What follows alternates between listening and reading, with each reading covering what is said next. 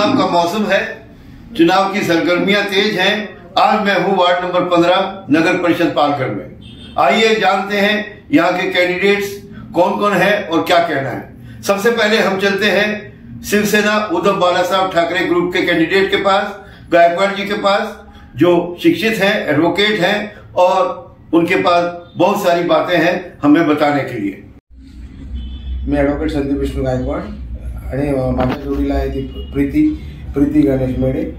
आम्ही प्रभाग नंबर 15 मध्ये उद्धव बाळासाहेब ठाकरे शिवसेना यांचे उमेदवार असून आमचं चिन्ह आहे मशाल। मागच्या 5 वर्षापासून प्रभाग नंबर 15 मध्ये कुठल्याही प्रकारचे किंवा आरोग्य किंवा शिक्षण किंवा रस्ते किंवा लाईट किंवा गटारी असं कुठल्याही प्रकारचं काम झालेलं नाही आहे।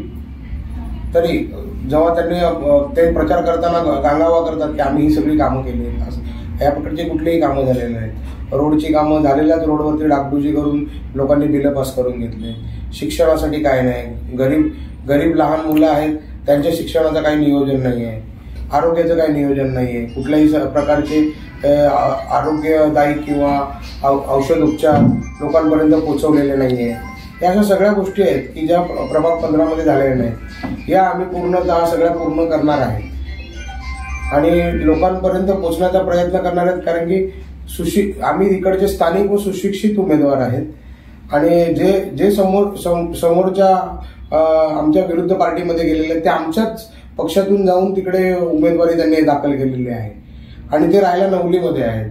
ते शिवसेने शिंदे गटातले आहेत। जो व्यक्ती तिकडचा स्थानिक नाही, तो स्थानिक लोकांचं काय भलं करणार किंवा काय वॉर्डाचा विकास करणार। राहिला प्रश्न दुसरा, उमेदवार हा पहिले राष्ट्रवादीत होता, आता बीजेपी मध्ये गेलेला आहे। बीजेपी मध्ये जाण्याच्या आधी त्यांनी राष्ट्रवादीत असून कुठल्याही प्रकारच्या वॉर्डामध्ये कुठल्याही प्रकारची कामं केलेली नाही।